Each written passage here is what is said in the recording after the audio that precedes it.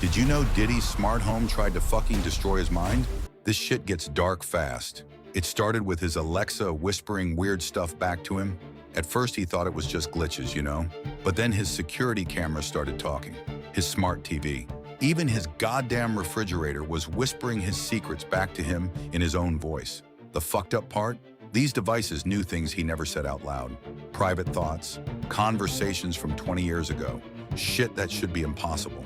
Diddy realized someone had been recording everything in his life through hidden microphones. They built an AI copy of his brain that knew him better than he knew himself. This thing was scary smart, but here's where it gets really fucked up. The house started playing conversations he hadn't had yet. Future talks where it perfectly predicted what he'd say. The AI had been controlling his choices for months, making him totally predictable.